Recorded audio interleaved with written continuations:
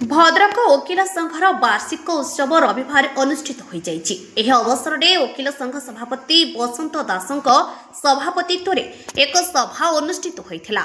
एथिरे high court विचारपति justice विराजा प्रसाद शतपथी, सम्मानित अतिथि भावे उच्चशिक्षा मंत्री सूर्यवंशी सूरज, बीजेपी राज्य सभापति मनमोहन सामल, सांसद अभिमन्यु सेठी, विधायक सीतांशु शेखर महापात्र, राज्य मानवाधिकार सदस्य असीम अमिताभ दास, जिला जज संग्राम किशोरी पट्टनायक प्रमुख जोगदे वकिल माने गरीब और निसहाय लोक मानक त्वरित न्याय प्रदान करने आवश्यक बोली कहिथिबा बेले जनसाधारण समस्या को गुरुत्व देई सेमानक पई लड़ाई करी सेमानक सुरक्षा देवा उचित बोली कहिथिले।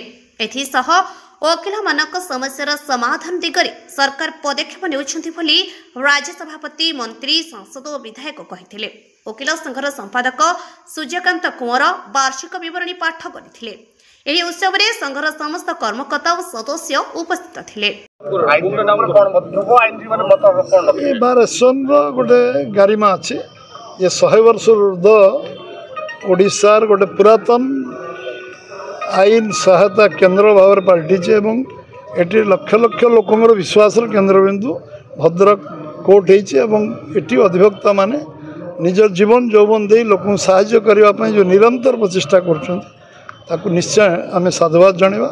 एटी बहुत प्रतिष्ठित आईनजीवी अधिवक्ता माने एटी जो भली भाव निरंतर लोक आईन सेवा देवार निज जीवन संग्राम जीवन यौवन देते से निश्चित भाव में धन्यवाद देवा। से एक अवसर में आज वार्षिक उत्सव आसो मो बार एसोसिएशन सबू कर्मकर्ता को मो अंतकरण मु निश्चित भाव में कृतज्ञता ज्ञापन करी एवं से जो कार्यक्रम हाथ को नहीं जो काम करेंगे जदि समाज रे जेकोसी कम से हाथ देती क्या भद्रक एमती किसी कम नहीं बार एसोसिएशन आम सहित सामिल है और सामाजिक जीवन में सामिल है।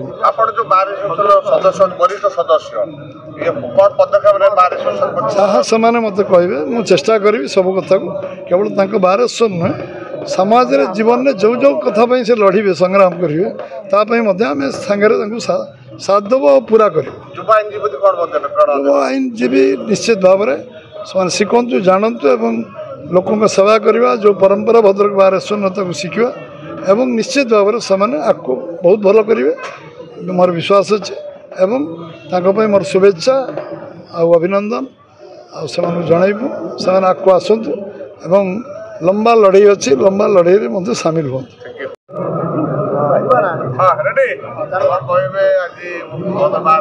भद्रक बार एसोसिएशन वार्षिक उत्सव रे आज एक मनोज्ञ परिवेश रे विभिन्न आईनजीवी माने एवं विचार विभाग रे दक्ष व्यक्तिविशेष माने उपस्थित रही एठी अनेक विषय आलोचना होईछि।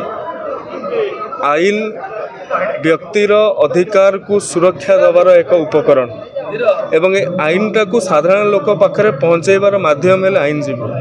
आईन और आईनजीवी सुरक्षा सरकार दायित्व एवं वकिल संघर बार एसोसिएशन समस्त सदस्य सरकार को धन्यवाद जनइथिले। जो भाव में मृत्युकालीन और अवसरकालीन सहायता को सरकार 5 कोटी रु 10 कोटी को वृद्धि करिसेंती एवं आउ केतेक दाबी को मध्य उपस्थापन करथिले। मु कहबा को चाहे वकिल बंधु मानकर ये दाबी यथोचित एवं सरकार ताहाकू अत्यंत गुरुत्वर सहित विचार करेंगे एवं संवेदनशीलतार सहित विचार करेंगे। भद्रकରୁ विभूति भूषण ग्रहचार्य रिपोर्ट अपराह्न लाइव।